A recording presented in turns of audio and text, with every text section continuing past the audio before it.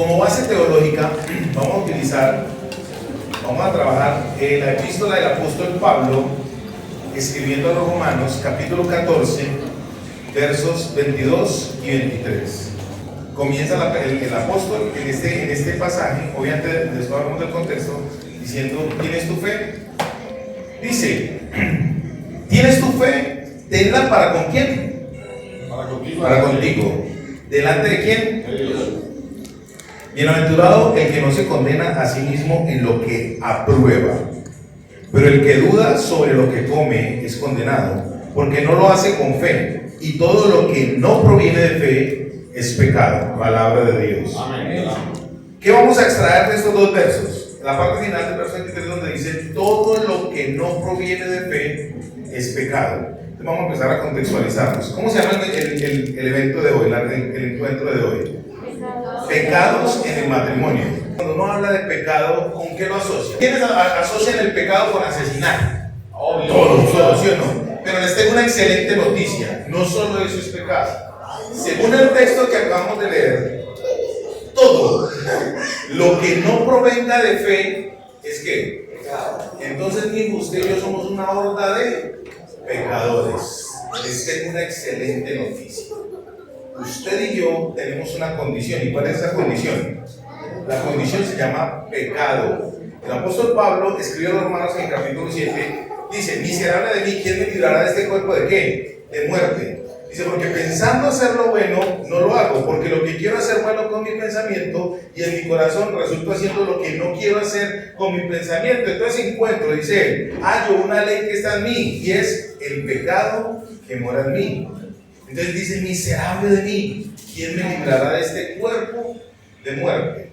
La condición que tenemos todos nosotros los seres humanos es una condición atada, ligada ¿a qué? Al pecado. Entonces vamos a primero hoy a definir qué significa la palabra pecado. Voy a hablar primero una clase rápida de teología y después lo vamos a aplicar ¿en dónde? En la pareja. ¿Están conmigo? Listo. Palabra en griego para definir pecado: amartema, con H. Amartema. ¿Qué significa la palabra amartema en griego? ¿Dónde se encuentra la palabra amartema? En la mayoría del Nuevo Testamento, donde se encuentra la palabra maldad, pecado, iniquidad, desobediencia, está traducida como amartema o amartia. Amartema es la acción, amartia es el inicio de ella. ¿Lo estoy dando a entender? Entonces, ¿qué significa la palabra amartema? Lo que es pecado, ¿sí o no? Pero les voy a dar la definición. En griego es amartema, es pecado. Ahí está, míralo, qué lindo. Me hubieran dicho, no hubiera hecho ese dibujo. Entonces ya saben que es el pecar, es que errar del blanco. Pecar es errar del blanco. Hasta ahí estamos bien, ¿sí o no? Pero resulta que en griego hay otra palabra para pecado que se llama parábasis. Y parábasis es una línea. Es algo ya así de sencillo, mira. Es una línea que demarca un límite. Tú viniste aquí y te prohibieron pasar aquí. Tienes normal, pero de aquí no puedes pasar. ¿Qué tienes que hacer? Devolverlo, ¿sí o no? Parábasis es pasar esta línea. Entonces ahora vamos a empezar a mirar dónde nació el pecado. ¿Ustedes quieren saber dónde nació el pecado? El pecado nació en la misma casa de Dios. El pecado nació en la misma casa de Dios. Y les voy a comentar por qué. Porque resulta que a lo que apunta, a lo que atina el enemigo de las almas, es a destruir el vínculo eterno. Resulta que el matrimonio no es una sociedad que se levanta solamente acá. El vínculo matrimonial es un vínculo eterno. Pero si usted me pregunta a mí, en el cielo vamos a estar juntos. No nos vamos a casar como acá con un escrito, pero vamos a estar asociando el vínculo familiar. No crean que la familiaridad es solamente acá en la tierra. La eternidad está en el vínculo familiar. ¿Está lo estoy dando a entender? ¿Dónde vamos a estar entonces o dónde se está representando el matrimonio? En la eternidad. ¿Están conmigo? Bueno, ahora entonces, ¿dónde nació? En el cielo. Eso es muy fácil. Yo tenía 5 textos para decirles a ustedes y sustentarles dónde nació el pecado. Ezequiel 28, del 11 al 19. Ahí está la historia de las características del ángel que primero pecó. Isaías capítulo 14, versos del 12 al 15 también habla de características del primer pecador, del que hizo nacer el origen del pecado. Lucas, capítulo 10, verso 18. Primera de Juan, primera epístola del apóstol Juan, capítulo 3, verso 8. Apocalipsis, capítulo 12, versos 3 y 4. Ahí nació el pecado, en el cielo. Ahora viene, vamos a empezar a desarrollar el tema. ¿Dónde nació el pecado acá en la tierra? En el huerto de Edén, ¿cierto? Bueno, vamos a primero a leer Génesis capítulo 2, versos 16 y 17, para empezar a entender lo que es parábasis y lo que es amatema. Génesis capítulo 2, versos 16 y 17 dice así: y mandó Jehová Dios al hombre diciendo, ¿qué hizo Dios allí? Una orden. Dio una orden. ¿Y una orden es un qué? Un límite. Una orden es un límite.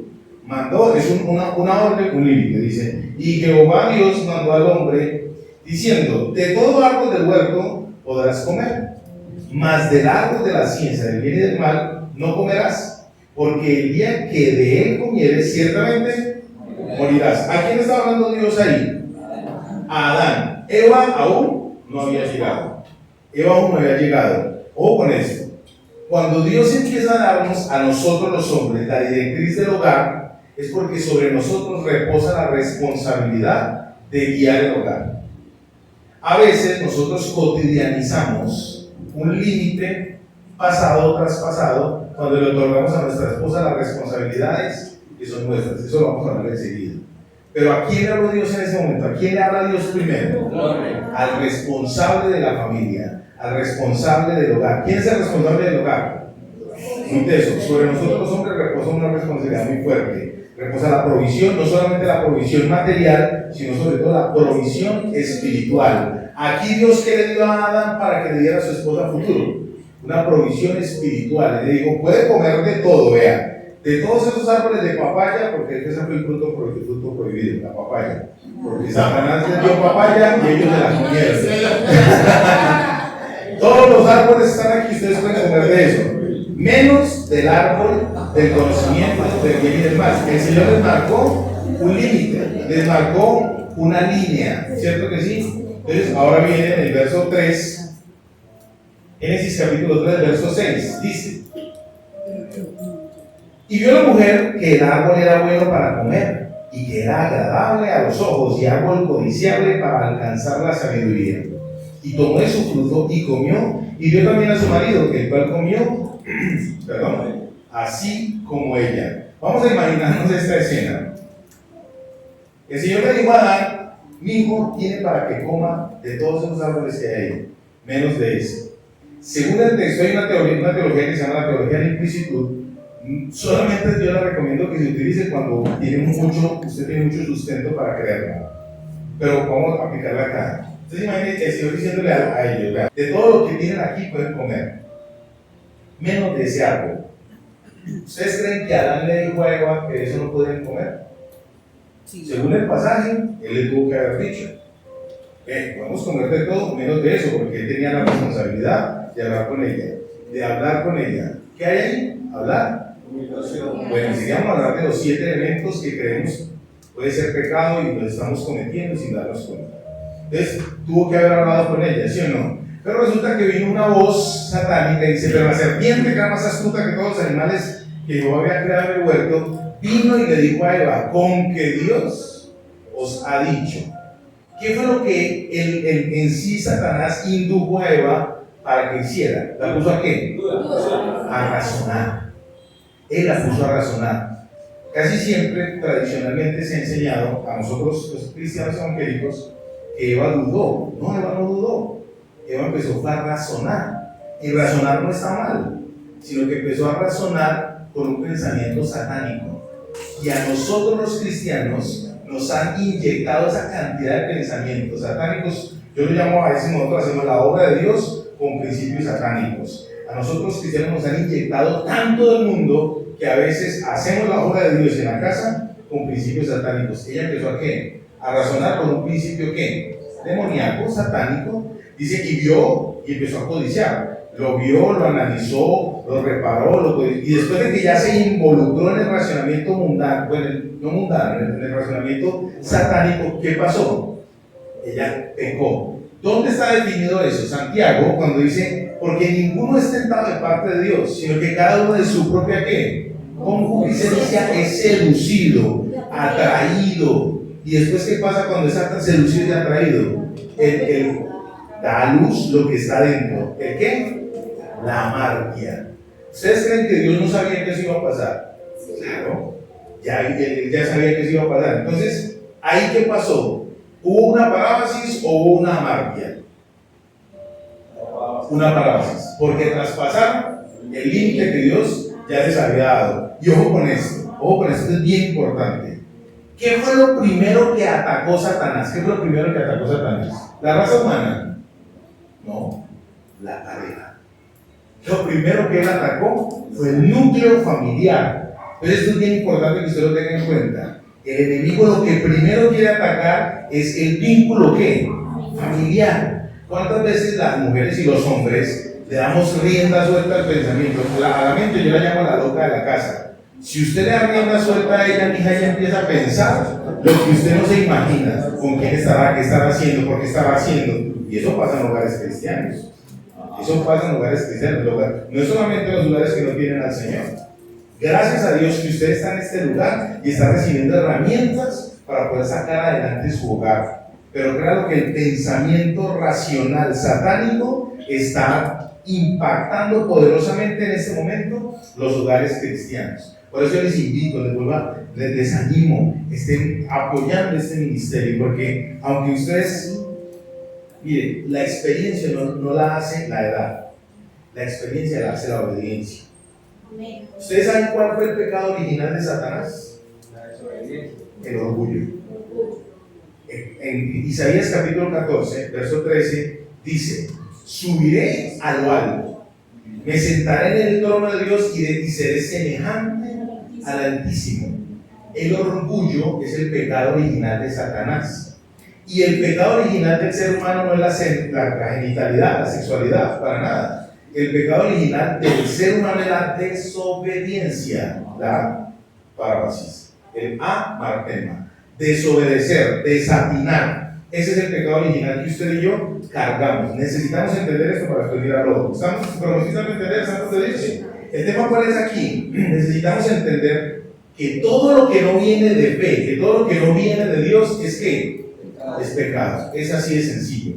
Todo lo que no viene de Dios, todo lo que no viene de fe, eso es pecado. Entonces, ¿dónde nació el pecado? En el cielo, en la casa de Dios. Que el enemigo es muy atrevido, siempre va a querer meterse en el rancho a quien quiere ofender, a quien quiere dañar. Créame que Satanás no va a ir a la casa de un borracho a dañarle el hogar. Ya está mal, ya lo está dominando. Ya lo está dominando. ¿A dónde quiere llegar directamente? A dañar todo lo que Dios está construyendo. Es una cosa interesante. El pecado nació en el cielo. ¿Dónde quería minar Satanás? En el cielo. En Apocalipsis capítulo 12, verso del 13 en adelante, dice que él arrastró con su cola un tercio de la cantidad de ángeles que había en el cielo. Quiere afectar, el pecado quiere afectar. Bueno, hasta ahí lo estoy dando a entender, ¿cierto? Sí. Origen del pecado en el cielo, origen del pecado acá, en la tierra, en Edén. Ahora, su naturaleza. ¿Cuál es la naturaleza del pecado? La naturaleza del pecado es enfermizo y es transferible. En el libro de 1 Corintios dice que, y en Romanos dice que por un hombre entró el pecado al mundo, pero por un hombre también entró la salvación. Resulta que el pecado se transmite genéticamente, porque es una condición que mientras estemos acá en la tierra lo estamos viviendo. Usted y yo, por esencia, por naturaleza, ¿qué somos? Pecadores. Mira, coloca un niño solito por ahí, y el niño hace un daño y inmediatamente mira a ver quién está mirando. Se está tocando el pene, que es una cosa normal del crecimiento, y usted le pregunta: Santiago, ¿qué está haciendo? Nada, porque automáticamente siente que está haciendo ¿qué? Algo malo. El ser humano viene con la condición del pecado impregnada, arraigada ¿en dónde? En el corazón, porque esa es nuestra condición. Gracias a Dios, vamos a mirar enseguida por Jesucristo, porque a través de Él el pecado ya puede que more en nosotros, pero hay una lucha que tenemos que avanzar nosotros. Amén. Bueno, muy bien. Solución. Perdónenme. Naturaleza del pecado. La naturaleza del pecado no es eterna. Ojo con esto. La naturaleza del pecado no es eterna. Así que, gracias a Dios, podemos descansar por eso. Yo no voy a vivir con esa lucha que tengo permanentemente. La gente que tiene problemas con la ludopatía, con cualquier lucha que tenga, con el enojo, con los celos, con las iras, con las contiendas, cualquier lucha que usted y yo tengamos, no vamos a vivir con eso eternamente. Porque por eso fue que el Señor Jesús vino acá a la tierra. Juan el Bautista, cuando lo vio, dijo: he aquí el Cordero de Dios que quita el pecado del mundo. O sea, el pecado ya que fue vencido. Él nos dirá, entonces es una contradicción. Yo soy mis condiciones de pecado, pero el Señor quita el pecado, pues claro, ya Él quitó el dominio del pecado. Y en usted y en mí lo quitó cuando fuimos bautizados a través del Espíritu de Dios, porque Él es el que nos llena. Por eso la Biblia dice en Efesios que Él nos dispensa, Él llena nuestra vida en todo y por todo, para que nosotros podamos ser perfectos en la altura de la medida de la plenitud del varón, que es nuestro hermano mayor, el Señor Jesucristo. ¿Listo? De la naturaleza del pecado no es eterna, pero viene ahora lo otro. Usted y yo somos los primeros que tenemos que estar convencidos de pecado. Cuando uno habla de una manera sencillita, de que pecado es no atinar, de que pecado no es errar del blanco, de que cuando yo tengo una actitud o una acción que no me permite errar, es breve, eso se minimiza. Los que hemos tenido algún tipo de enfermedad casi que terminal, podemos decir: uy, el pecado es como el cáncer. Se lo empieza a tragar a usted por dentro y es doloroso. ¿O cuántos de los que estamos aquí no hemos pasado por una vergüenza cuando hemos cometido algún pecado? Uno siente la vergüenza externa,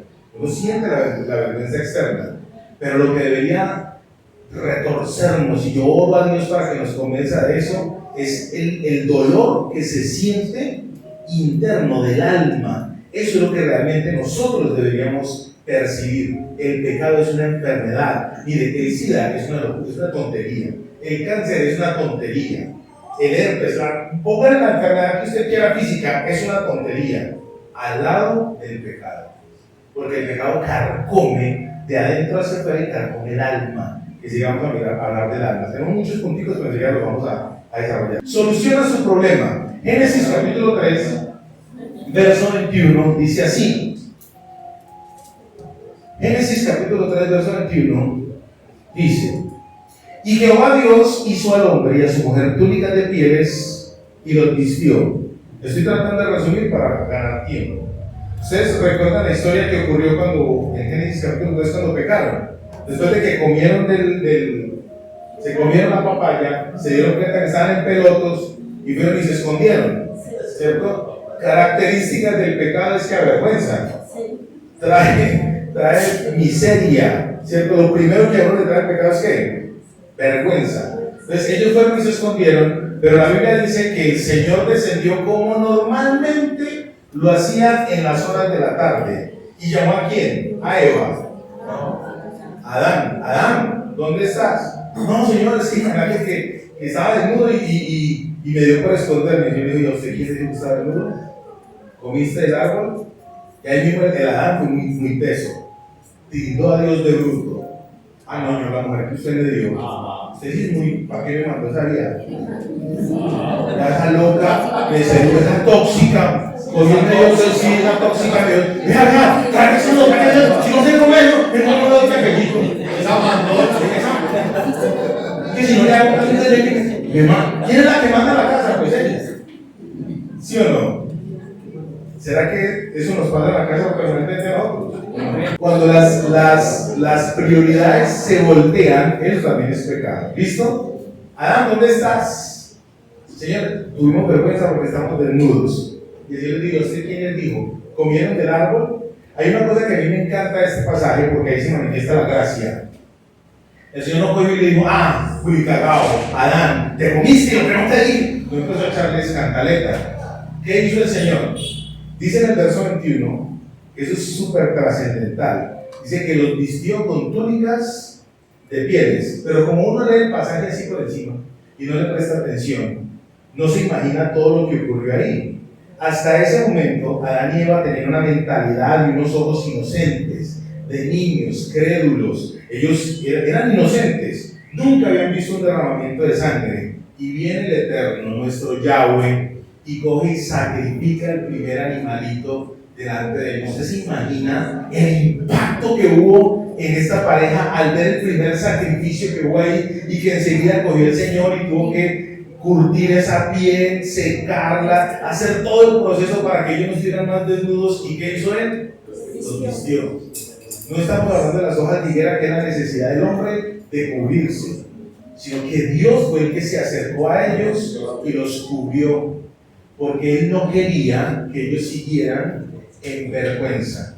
El pecado avergüenza, el pecado separa de Dios. Por eso en el matrimonio es tan importante perder la vergüenza. No perder la vergüenza para ser un descarado, sino porque en el matrimonio, si usted debe tener a alguien con confianza, ¿a quién es? Al cónyuge. Al cónyuge. Mira, mi esposa sabe absolutamente todo de mí, todo, yo se lo digo delante de Dios. De hecho, yo no manejo las claves del teléfono, del Facebook, ella es la que maneja todo eso. Con ella yo ya no tengo vergüenza. Con la pareja no hay que tener ¿qué? Vergüenza. Y es el elemento que Dios utiliza para que nosotros podamos crecer. Volviendo al tema, la solución para no errar, la solución para no pasar el límite, bueno, después de que erremos, después de que pasemos el límite, la solución para corregir. ¿Cuál es la solución para corregir? Proviene, su origen, ¿de dónde viene? De Dios. ¿Quién fue el que sacrificó ese animal? Dice Jehová, fue el que los vistió con túnicas de pieles. Ahora váyase conmigo para el libro de Romanos, capítulo 5, verso 17. Yo necesitaba saber que ustedes tuvieran claro qué es pecar. ¿Qué es pecar entonces? No atinar.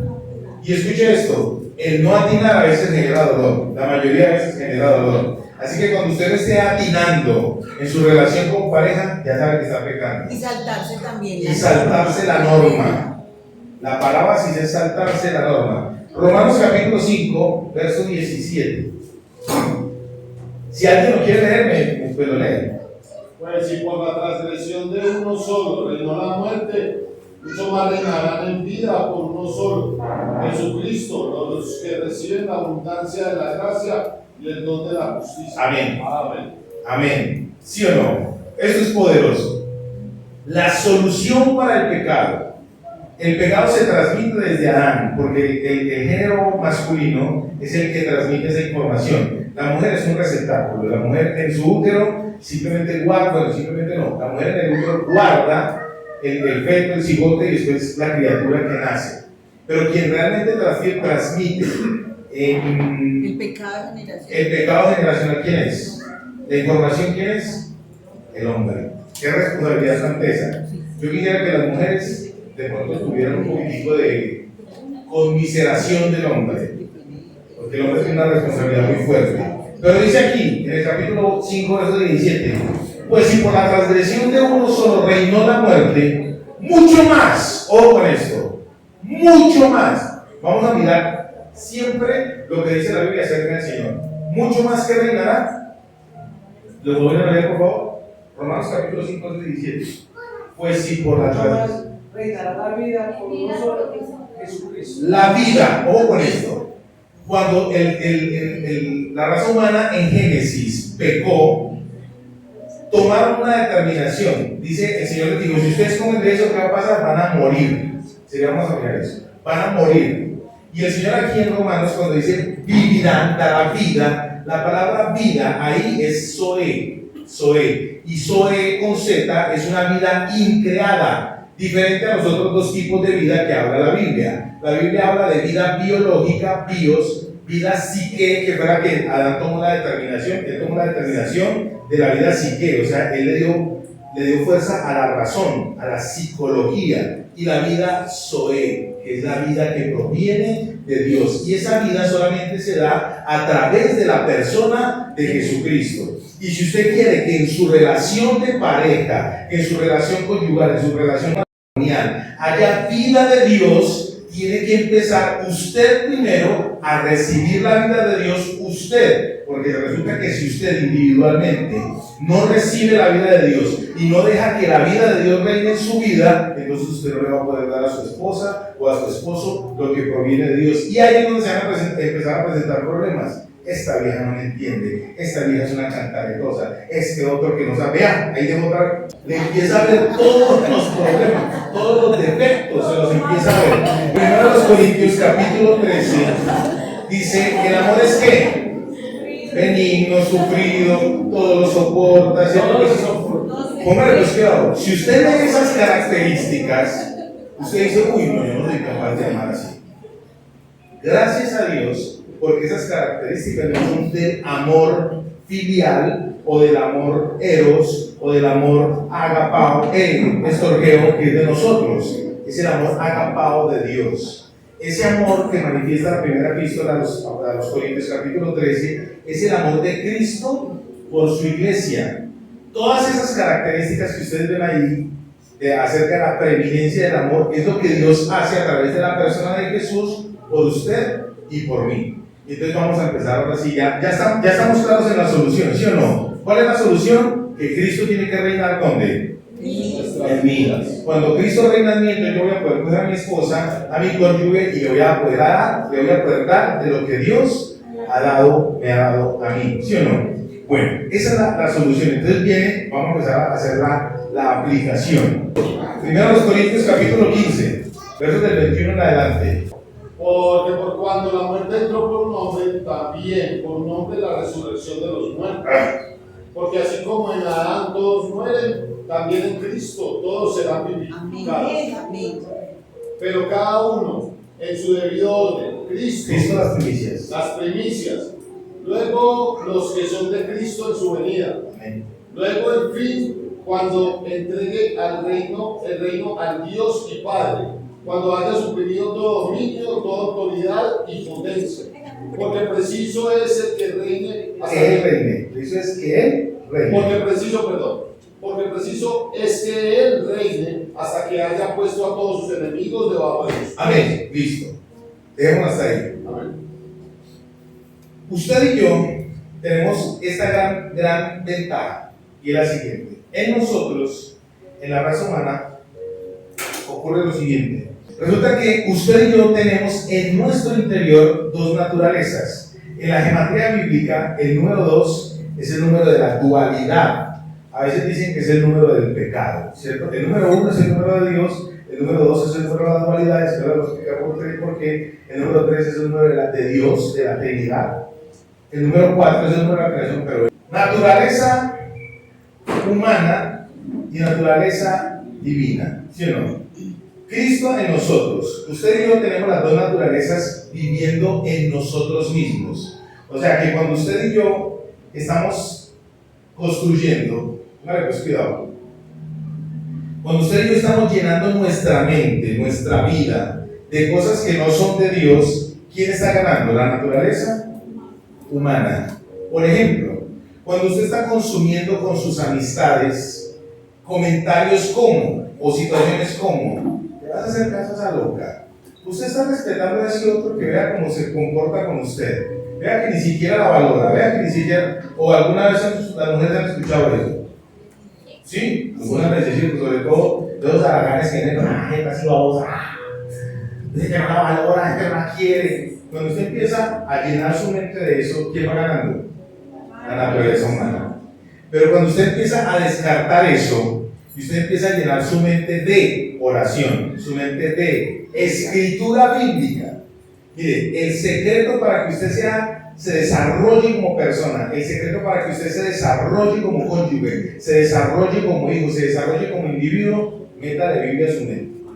Y en la medida que usted le mete Biblia a su mente, entonces, ¿quién va ganando? La naturaleza divina. Va ganando la naturaleza divina. Cristo empieza a ser formado. Y viene lo siguiente. El Señor Jesús le dijo a un varón fuerte, principal de los judíos, a Nicodemo, Juan capítulo 3, le dijo, para poder ver el reino, para poder acercarse al reino, ¿usted qué tiene que hacer? Nacer de nuevo. Nacer de nuevo, ¿sí o no? Y si nos ponemos a hablar de nacer de nuevo, entonces aquí nos quedamos toda la noche. pero les voy a hablar solamente de 2 puntos de nacer de nuevo. El que nace de nuevo honra a su cónyuge.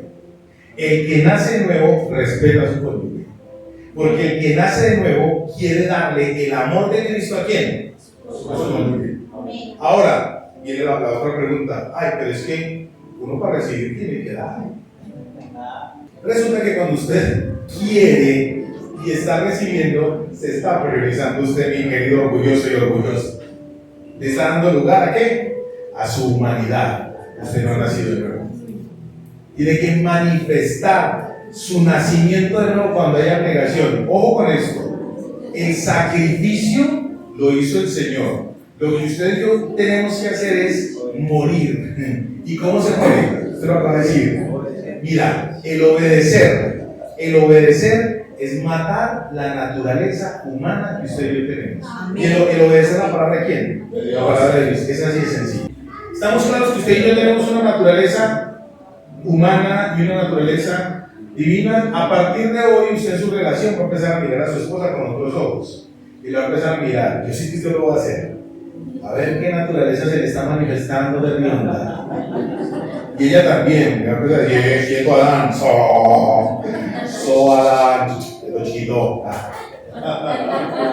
Hay que empezar a mirar. Resulta que eso es parte de la cotidianidad pecaminosa que no viene de fe que ustedes y yo manejamos. Entonces, ¿cómo vamos a empezar a mirar al cónyuge? ¿Ustedes quieren saber cuál es el modelo bíblico del hombre?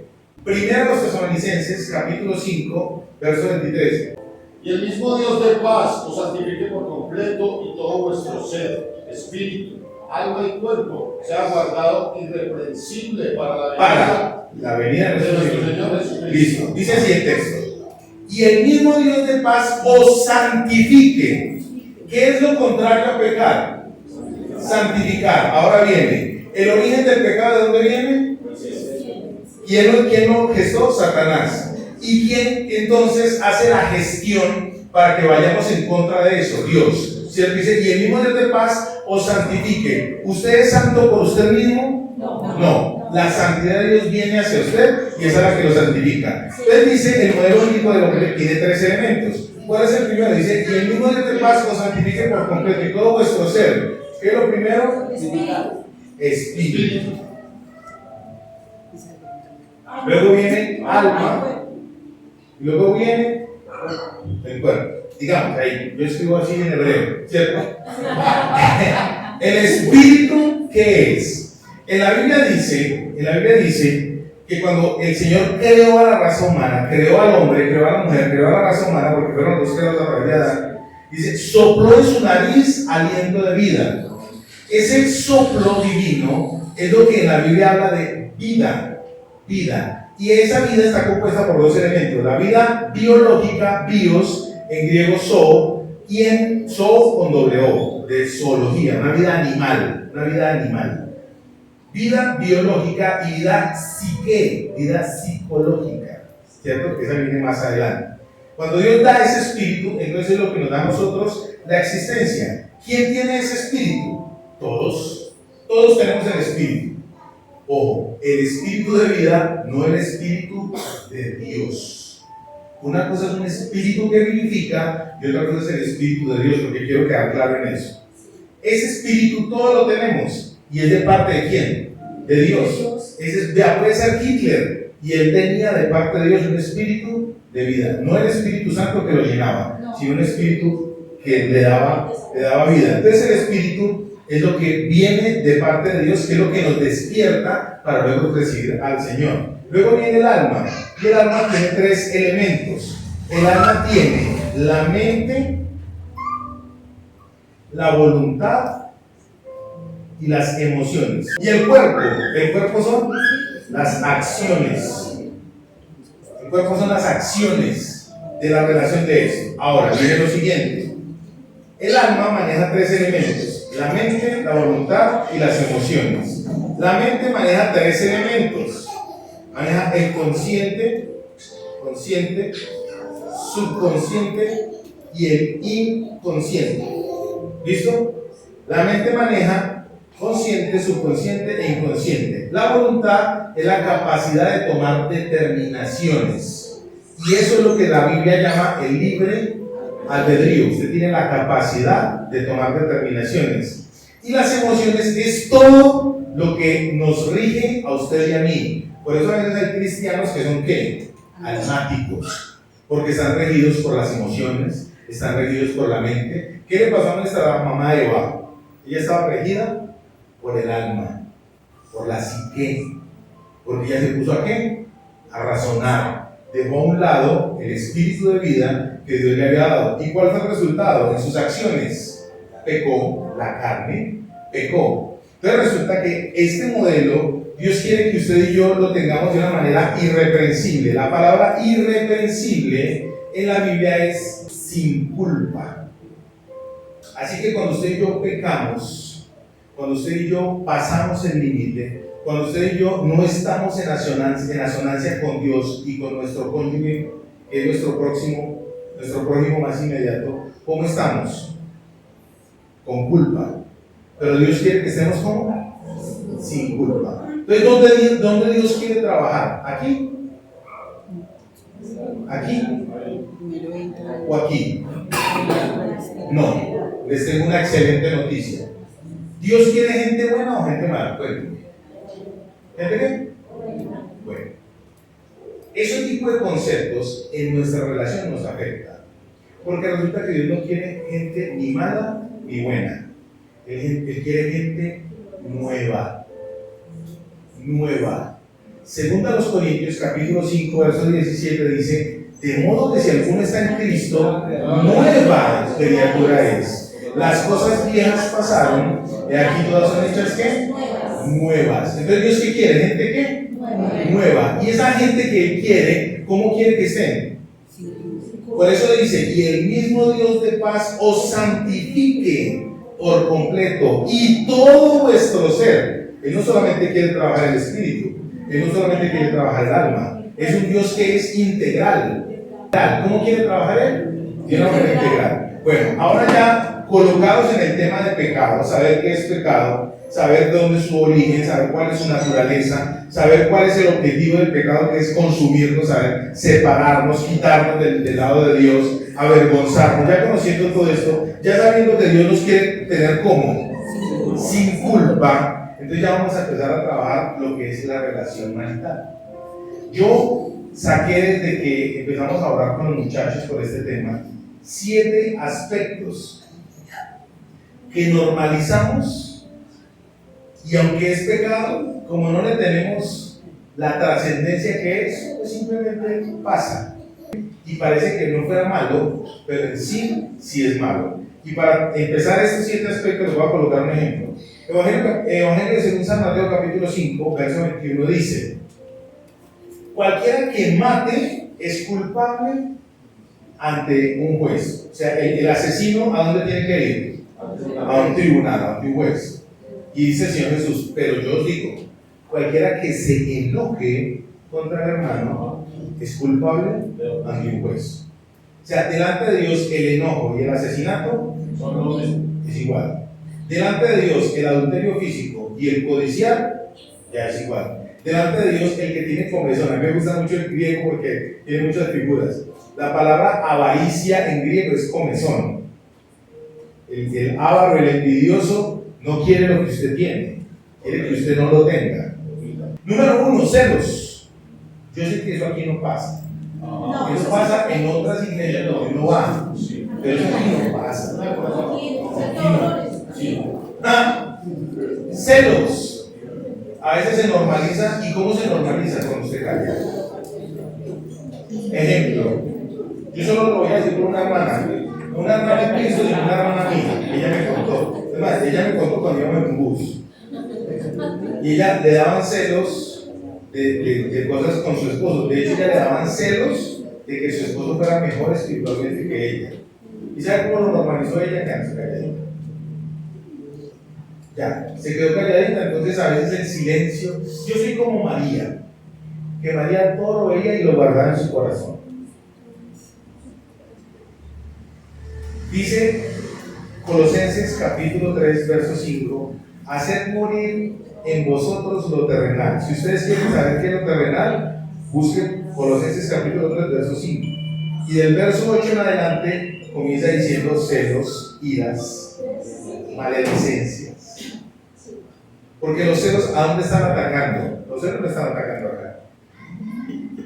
Acá. Sus emociones. Y cuando le cogen las emociones, a usted lo vuelve un 3, ¿o no? ¿O solo me ha pasado a mí? Sí. A usted le cogen las emociones y usted lo puede poner arriba o lo pueden tirar abajo. Segundo aspecto, una mala comunicación. Un ejemplo de mala comunicación. Pásenme ese coso. ¿Cuál coso? Por ejemplo, otro ejemplo de mala comunicación. Amor, ¿te gustan los zapatos? Me encantaron. ¿Cuáles? Cuando se habla inconcluso, cuando no se habla asertivo, cuando no se expresa lo que se siente, hay un fenómeno de ¿qué? De mala comunicación. Y eso genera en la pareja ¿qué? Eso da una alegría. Pero no me di a entender, ¿o qué? ¿No me entendiste? ¿O solo me pasó a mí? ¿Pero qué pasó? ¿No me entendiste? Eso es lo que es muy común. El desinterés sexual. Ay, pastor, es que es un tema muy álgido, el tema de la genitalidad. Vamos a remitirnos a lo que leímos al principio. Todo lo que no proviene de fe es pecado. Todo lo que no proviene de fe es pecado. El tema de la sexogenitalidad en la iglesia se ha dado para muchos conceptos equivocados. Para muchos. Como hoy no es el tema, pues no vamos a hablar de eso. Pues sí vamos a hablar de la genitalidad bíblica. Yo les voy a decir, y me perdonan que sea tan escueto, mientras usted vea a su esposita como la tiene que ver y tenga elecciones con ella, digo, va bien, va bien. Se cotidianiza la desatención sexual. Se naturaliza que, no hay problema, ¿cierto? El porcentaje. ¿Qué porcentaje cree usted que es importante en la relación en la relación sexual para que la relación ande bien? Voy a explicar. Para que una relación, entre paréntesis, esté bien, tenemos que tener un 70% de buenas relaciones sexuales. ¿Cree usted eso? No, que no, 50-50, 50-50. Se lo voy a resumir así de sencillo. Sea el 1, sea el 2, sea el 20, sea el 100%, hay un porcentaje. Y entonces ese porcentaje ¿a quién va a afectar? Al que esté afectado. O sea, al otro. Si para usted es el 30% y el otro no le responde con lo que tiene que responder, está siendo afectado. Entonces ahí se enlaza lo uno con lo otro. No tiene que haber una mala comunicación aún en la genitalidad. Y eso son cosas que en la pareja están pasando. Ojo con esto. Dime, cuando usted no está atinando en su relación, ¿qué está haciendo? Está pecando. Cuando usted no está atinando, y ahora viene lo otro, cuando usted se quiere sobrepasar, está pecando. Hay un límite, pero también hay un desatino. ¿Las relaciones de cuántos? Entonces, el desinterés sexual, mira, santas de Dios. Yo sé que las mujeres cuando empiezan a meterse con Dios, empiezan a ver la genitalidad como tabúes. Pero la Biblia habla del goce, del disfrute. Mire, yo no pretendo hoy, Dios lo sabe, minimizar o hacer de eso chiste. Pero sí quiero que usted sepa que si no está atinando, está bien. Está pecando. No solamente adulterar es pecar. No solamente mirar pornografía es adulterar. Cuando el uno para con el otro no hay una buena comunicación, no hay una complementación, se está pecando. ¿Qué es la relación genital, sexogenital en una pareja? Que los dos están siendo regenerados, que los dos tienen el concepto de que Cristo está habitando en medio de ellos. ¿Cuál es el verdadero concepto de la genitalidad? La genitalidad no es solamente reproducción, la genitalidad no es solamente placer. La genitalidad en la pareja es una celebración. ¿Y es celebrar qué? Es celebrar el buen estado de la relación, que haya buena comunicación, que en los dos haya libertad, que en los dos haya transparencia, confrontabilidad, vulnerabilidad. Amén. El celebrar, el tener relaciones sexogenitales en la pareja es una celebración. Entonces, si acabamos de tener un problema, entonces vamos a reconciliarnos porque la reconciliación es muy buena. No, no es muy buena, porque te va a afectar emocionalmente, te va a afectar espiritualmente. El tema es que las mujeres son más tranquilas que los hombres, algunas veces son más tranquilas que los hombres. Los hombres somos más, claro que eso también se ha malinterpretado. El hombre es como el fogón de gas que se prende ahí mismo, que la mujer es como la plancha. O sea, se han colocado muchos términos, ¿cierto? Pero eso no aplica, eso no es una regla general, no es una regla general. Lo que nosotros tenemos que empezar a mirar es que en la relación genital de la pareja que tiene al Señor en el corazón, ¿qué tiene que haber? Una buena relación, buena comunicación, tiene que haber transparencia, vulnerabilidad. Entonces, ¿qué pasa? Cuando eso ocurre, pues la relación va a ser más fácil de manejar. Cuando uno llega a ese nivel de comunicación, si ella no está dispuesta, pues usted va a aprender a dominar esa parte física de usted y esperar a que ella esté dispuesta. Eso es un proceso, eso no es de, uy, ya voy, amanecí, pero súper de dominio propio. Ella no me quiso dar nada en 3 meses y yo estoy melo, no pasó nada. Es un proceso que hay que desarrollar, por eso les digo ahorita, es un porcentaje.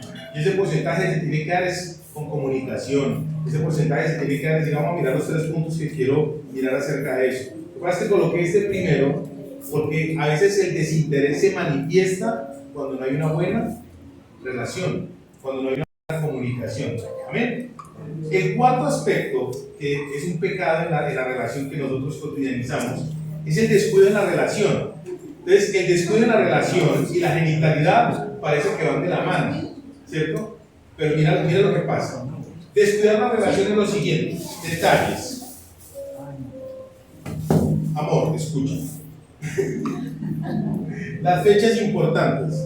Nosotros en nuestra familia ya tenemos cosas establecidas que son inherentes, o sea, por ósmosis ya se manifiestan. ¿Como cuáles?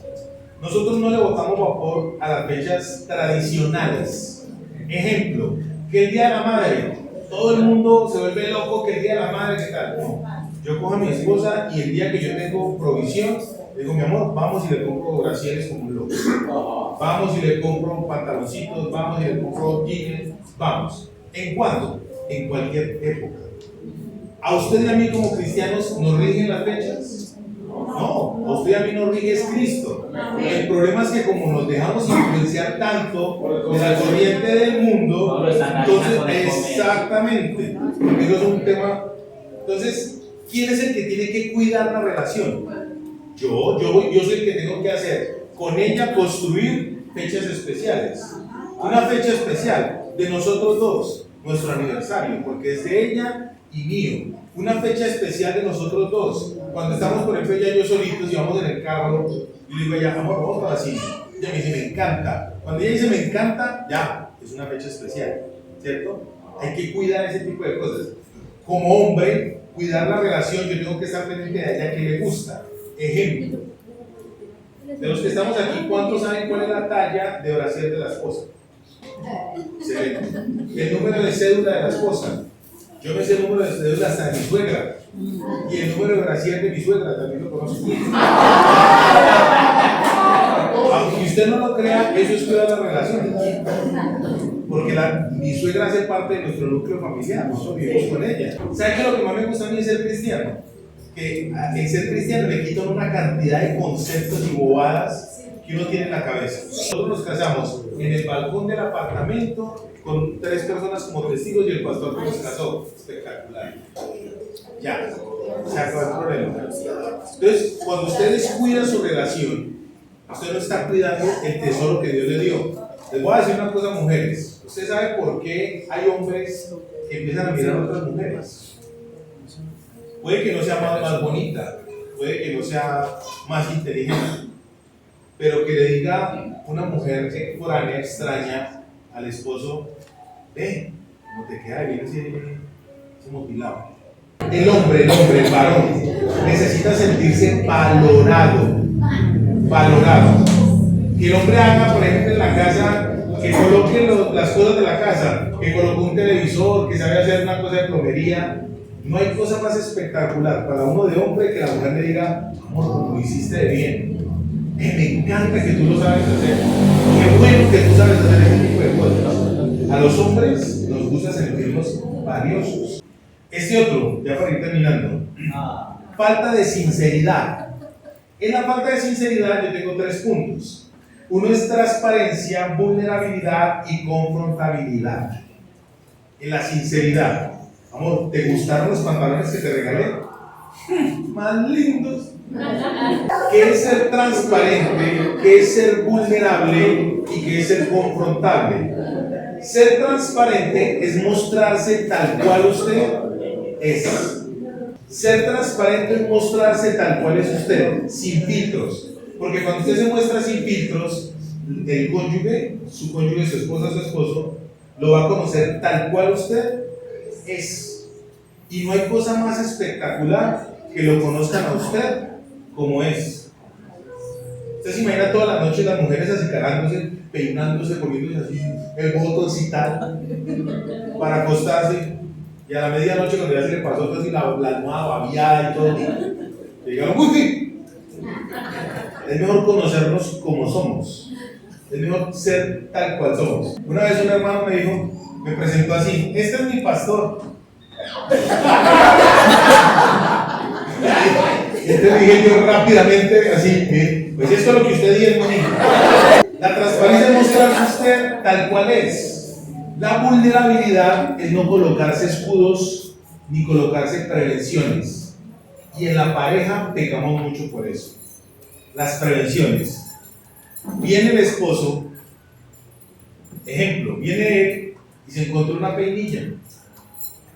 Y siendo calvo. Entonces la pregunta es, ¿quién te regaló la peinilla? Y uno por no generar conflicto, empieza a levantar barreras, empieza a levantar mecanismos de defensa sin que haya necesidad. Entonces, al usted no ser vulnerable, ¿con quién se va a resistir o a quién le va a colocar primero murallas y barreras? A su cónyuge. Y eso en una relación es súper nocivo, santo de Dios. Súper nocivo. No hay como con su esposa ser transparente, con su cónyuge ser transparente. Lo que es, y lo que hay. Yo prefiero, vean, he tenido problemas con mi esposa, digo problemas no, he tenido choques, efervescencias, porque le digo la verdad. Pero ya después, cuando ya razona, ya se da cuenta, pues sí, le digo la verdad. Y es mejor. Porque cuando uno dice mentira, construir una mentira tiene que reforzarla con otra, y al final, y somos evangélicos, y la Biblia dice que el padre de las mentiras, nosotros somos felices adorando a papá. Confrontabilidad, eso está en el área de la falta de sinceridad. En la falta de sinceridad hablamos de transparencia, vulnerabilidad y confrontabilidad. ¿Qué es ser confrontable? Las mujeres son muy buenas para eso. Para echar cantaleta. ¿En serio? Sí. Yo conozco de 99, 102, son vean. Especialistas. Pero resulta que la confrontabilidad no es solamente atinar. La confrontabilidad es la capacidad de recibir esos sentimientos.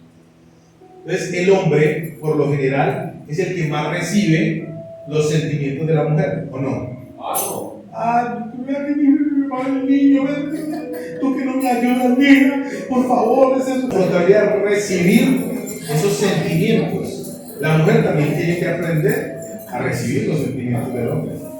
Preocúpese cuando su macho, su hombre, su esposo, no le diga nada. Preocúpese, porque cuando el hombre no quiere hablar, ya se está desconectando. Y cuando el hombre se desconecta, mi hija, está vulnerable, pero para lo malo. Vulnerable para todo lo que no es de parte de Dios. Rigidez y falta de flexibilidad. ¿Qué es la rigidez y la falta de flexibilidad? La falta de flexibilidad es aquella persona que es totalmente cerrada. Que es lo que ella dice o él dice y ya. Suerte. Algo pasa por allá. Ministerio del Codazo se activó allá. Sí, le están hablando. Le están hablando. La rigidez, aquella persona que cree que es absoluta, que cree que tiene la razón. Yo no estoy colocando ejemplos porque tengan personas cercanas ni nada de eso. Personas que creen que si no lo hacen ellas, no va a salir perfecto. Esa falta de flexibilidad, esa falta de aceptar que el otro se equivoque, es un error garrafalísimo. Porque entonces nos creemos como si fuéramos dioses. Entra el orgullo, que es un pecado netamente satánico, a manifestarse en la pareja. ¿Me estoy dando a entender? ¿Qué tanto usted es así de rígido? Muy rígidas. Se llama en el tema filosófico se llama ortodoxia. El que es muy ortodoxo tiene el gran problema de que descalifica mucho. Y el que es heterodoxo tiene el gran problema de que se vuelve que no le importa nada. El ortodoxo es el de la regla y el heterodoxo es el que se sale de la norma. Entonces, en una relación es un pecado muy grave que cualquiera de los dos domine, porque se trata de que, dice en Efesios capítulo 5, que nos sometamos los unos a los otros. Ya terminé con este, que es bien importante. Para mí es uno de los más importantes, la falta de perdón en una pareja. Resulta que la falta de perdón, mi esposa hace tiempo predicó un mensaje que yo lo tengo guardado y lo escucho mucho. Ella predica muy bueno, mi esposa es muy maestra. Ella también es egresada del seminario y me gusta chicanear con ella. Ella predicó un mensaje una vez que se llamó el perdón una necesidad diaria. Y yo cuando quiero tener mi momento de humildad, escucho el mensaje.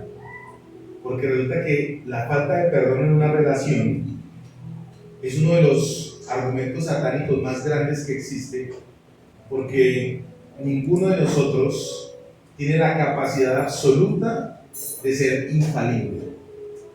De una u otra manera nos vamos a equivocar, en algún u otro concepto, motivo, lo que sea, nos vamos a equivocar. Y el que no perdona es orgulloso, porque cree que está por encima de Dios. Dice la Biblia en el capítulo 5 de Mateo y en el capítulo 10 de Lucas, cuando el Señor Jesús le dijeron, enséñanos a orar, y él dijo, vamos a orar de la siguiente manera: Padre nuestro que estás en el cielo, y empieza a hablar, a hacer el decálogo de los mandatos de cómo es la oración. Y uno de los aspectos fundamentales de la oración dice, perdónanos así como nosotros.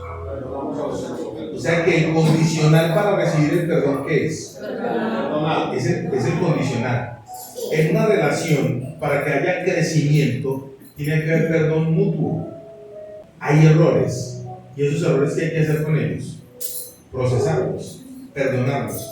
Cuando esos errores se procesan, esas amartias, esas parábasis, se procesan y se perdonan, la relación crece mucho más.